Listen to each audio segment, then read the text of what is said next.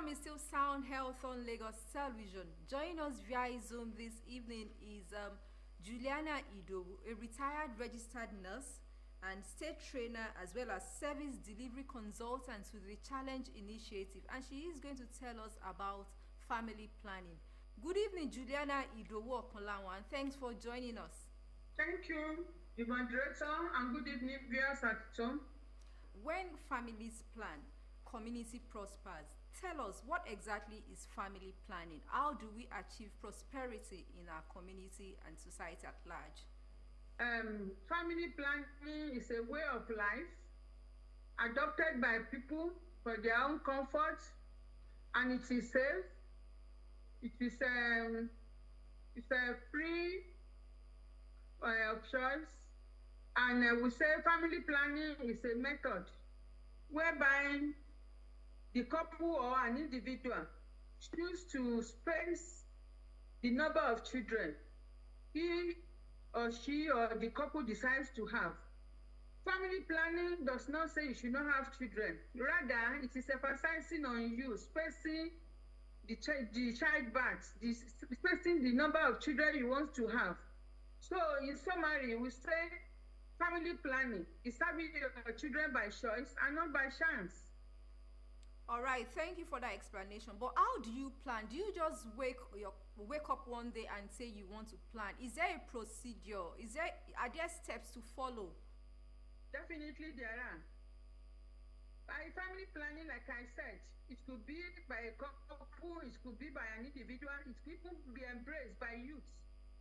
Once you know you are sexually active, you are advised to go on a method of family planning. So if you want to do family planning as a couple, they need to sit down together, know the number of children they want to have, the space intervals at which they want to have these children, then they visit the nearest health facility closer to them. Or if you are a youth, that is, you know that you are sexually active, instead of having unwanted pregnancy and having abortion all the time, it is safer for you to go and do family planning. And if you are a single mother too, and you know you cannot hold body, it is safer for you to go and do family planning. So for you to do family planning, there are steps to it. You as the person or the client, you go to the closest health center or health facility or general hospital closer to you where they offer the services. Visit them where they will counsel you.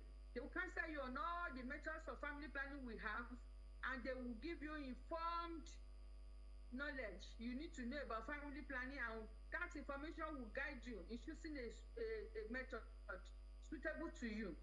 That is to say, we don't coerce anybody to do family planning, we don't force any method on anybody. Rather, we help you to make an informed choice to making a suitable method. All right, what are these methods now? What are these methods now? All right. One of the methods is natural method. And by this natural method, we have it in two ways. You have the calendar method and abstinence. By abstinence, we mean total absenteeism. You don't have sex at all. If there's no sex, there's no how you can be pregnant. So you don't think of any pregnancy or wanted pregnancy. So if you can stay without having sex, that's a method of family planning. Then another method of natural method is calendar method. By this calendar method, that is where you assist the woman or the lady to study her body chemistry so that she will know when she's ovulating. When she's ovulating is the time she produces egg. And this is characterized by the mucus. That is the mucus discharge coming from the woman's private parts, and it is like the egg white. We assist the lady to know exactly how to look out for the ovulation period, and if she can do it religiously, she can use that as a method. And this particular method, that is the calendar method, is really embraced by the Catholics and some religious body as well. Then under the methods too, we have the one we call implants. By implants, we have two methods. The one for 3 years, that one consists of one rod, and the one for 5 years consists of 2 rods. So, and this is to the layman or the lay person, we call it onishano. It is embedded under the skin of the hand. So that one, the person can carry it for a period of 3 to 5 years, depending on the one she has chosen. Then we have the one we call LAM. LAM means lactational amenorrhea method. That is for a pregnant nursing mother that just put to bed and is breastfeeding religiously. No water, no anything mixed with the breast milk for the baby. So, and this is acceptable for the breastfeeding mother for a period in the first 6 months of childbirth. After which she can change to another method that we call tablets.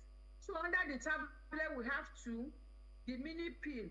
The mini pill is also used by the nursing mothers for the first 6 periods after childbirth. After 6 months, then she changed to the combined tablets, which consists of estrogen and progesterone. After that, we have the injectables. The injectables is of 3 times. The 2 monthly, which is non-steroids, and we have 2 times for 3 monthly. That is Anna press and depot.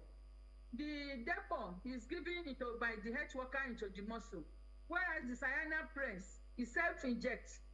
So the Cyana press is introduced for the comfort of these clients, so that by the time we teach them how to do self-inject and they are able to do it without any mistake, then they can be given the one that will last them for a period of time without coming to the hospital to refill on frequent basis. Outside that, we have the one that we call IUCD. IUCD is otherwise known as Showambe. They call it Showambe because at the end of each menstrual cycle, the woman has to go into a private part with the tallest finger to examine or feel for the string, that is the rope attached to the IUD, to see whether it is still in situ or it has fallen out. Because in some people with heavy menses, it can fall out. That's why they need to check at the second day after they have ended their menses. That is why they call it show and string that they are looking for.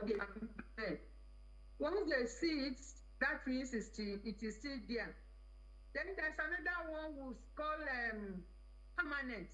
The permanent is usually done by whoever has completed his or her family.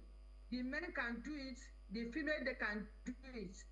The one done by the men is called vasectomy, and the one done by the woman is called tubal ligation. Both is a mini surgical operation, and we don't do it for anybody without their consent. For whoever wants to do the permanent method, it has to sign a consent form, and they give them time to really think about it before it is done on them. Because once you have the permanent method done, it is irreversible. You can never come back to it and say, I don't want again. So that is why we give them ample choice to really go back and think about it before we do it for them. But it's a method and it is permanent. We call it pariola in the sense that once you do it, you cannot come back to it that I want to reverse it. Then there is another one we call condom. We have condom. We have male condom and we have male condoms. The male condom is worn by the male, and when they come to the facility to collect, we teach them how to really do proper application of the condom. Because if you don't apply it well, there could be mistakes, which can eventually lead to error in application and can make the person be pregnant. And there is female condom too. The female condom, when they come to the facility to collect, we teach them how to apply it so that they don't have error in application and they don't come back with pregnancy. Okay. So, all right. How do you tell which is the most suitable? Because you have so many of them, so many options to choose from. We don't coerce anybody and we don't choose for anybody. Rather, we give them proper counseling. Counseling we mean when you give them adequate and necessary information they need to know of all the methods. Having done that, you examine the client to know which one is most appropriate or more suitable to them, and whichever method they choose is the method suitable to them. Okay, maybe and we must rule out there is no pregnancy by doing pregnancy tests before commencement of any method. Okay, maybe the appropriate question I should have asked. I should have asked for side effects. Are there side effects? How do you tell a partner or a user, a prospective user, that this is the right method for you? Thank you. If I should tell you there's no side effect, I'm telling lies.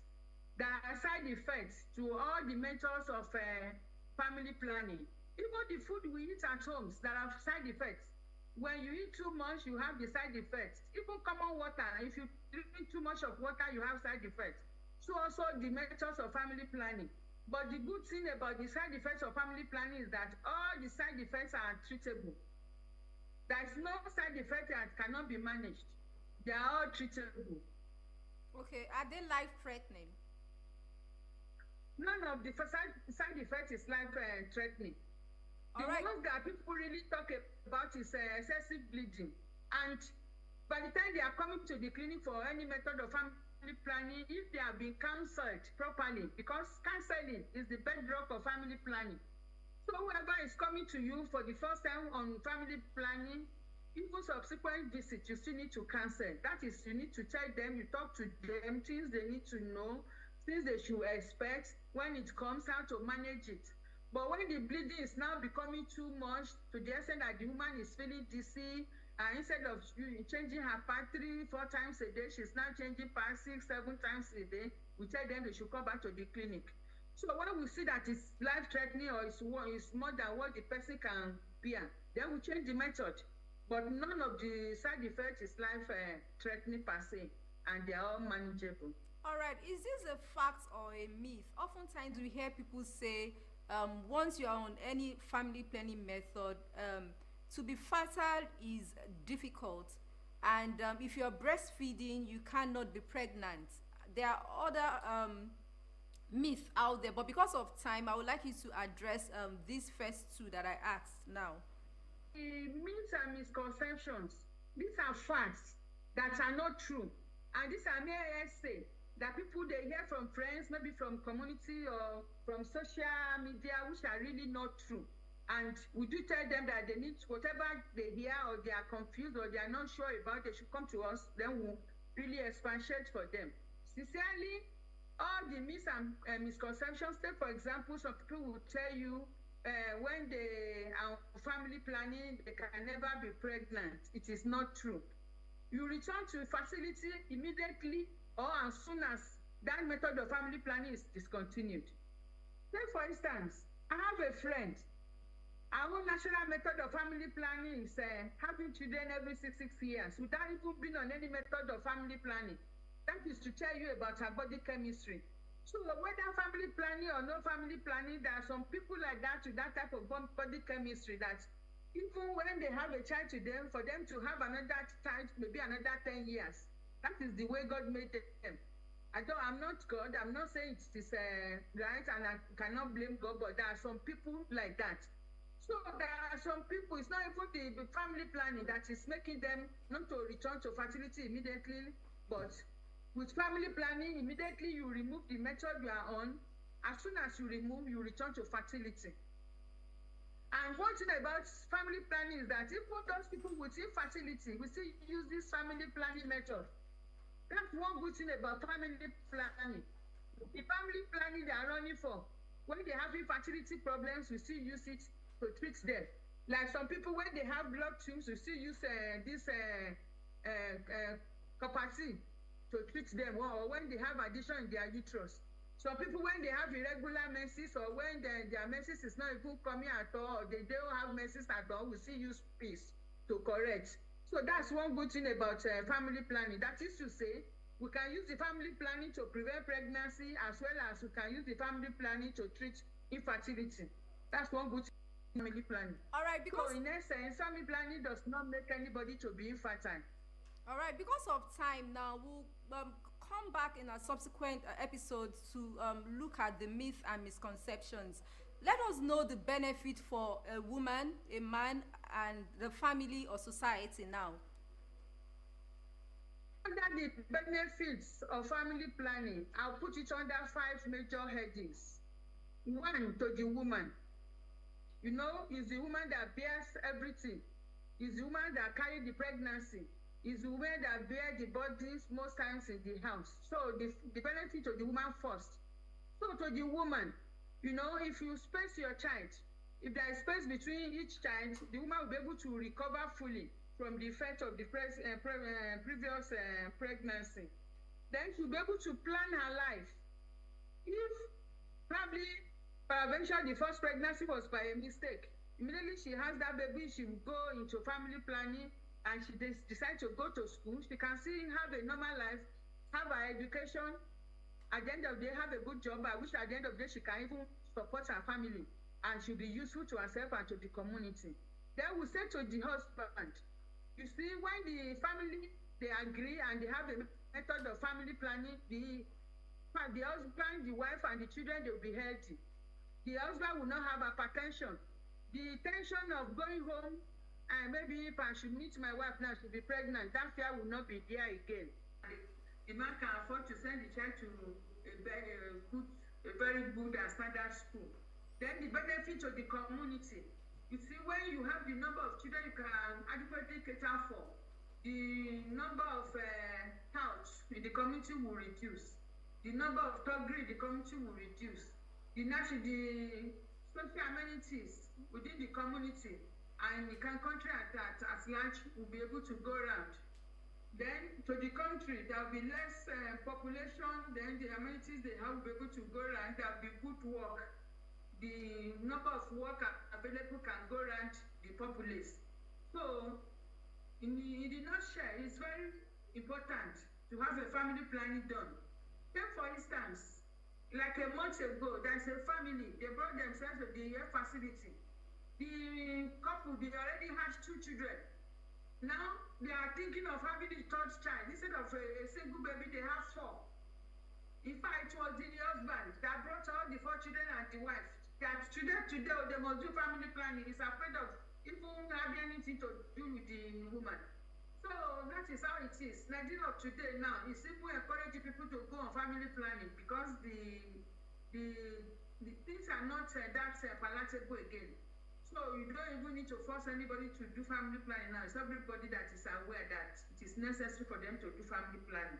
So family planning is very, very important for the people to do family planning so that whatever resources they have can go around and they can live a better life. And the rate at which they will be falling sick will reduce because they can feed adequately, so their immunity will be increased. All right, your final words, your calls to actions to viewers at home. First of all, to TCI, the Challenge Initiative, we need to thank them because they have been a very good partner to Lagos State in the space of family planning services. You know, they partner with Lagos State, and in the concept of the partnership with Lagos State, they supported, they are supporting 126 public facilities in family planning services and 67 private in family planning services so that they can be easy access to family planning services at free of charge. Aside that, they do regular reorientation of health workers, the mobilizer, the health educators, because these people, the health educators and the mobilizers, they are the closest to the community. So they have one-on-one interaction with the people in the community to sensitize them about family planning so that they would see the importance of them going through family planning. So to cram it all, I will advise the populace, our people, that to do family planning is not a death sentence. And family planning does not say you should not have children. Family planning does not make you infertile. Family planning rather helps you to live a good life and have the number of children you want to have at your own convenient time. Family planning is not a death sentence. A planned family is a happy family. You need to embrace these methods for expected or desired outcomes. Juliana Okanlawon, retired registered nurse, state trainer and service delivery consultant to the Challenge Initiative. Thank you so much for your time and expertise on the essence of family planning. Thank you. Sound Health continues with trending health report from around the world. Please stay tuned.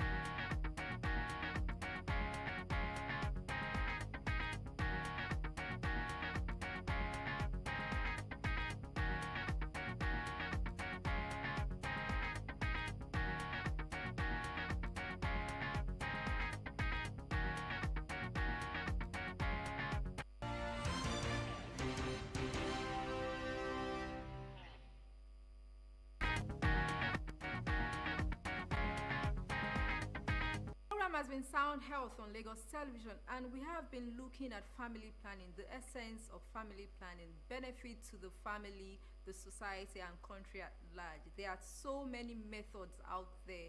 You need to choose a method that suits you. Family planning is all about choices. It's all about planning for your future. Make informed and healthy decisions out there. Go to your nearest health facility to pick one method that suits you. This is why we say thank you on today's episode of Sound Health. For comments and inquiries, or you have topics you'd like us to treat, please send SMS to 00358266603 or follow us on social media at Lagos Television #Sound Health. A sound health is a sound mind. Make healthy living your choice.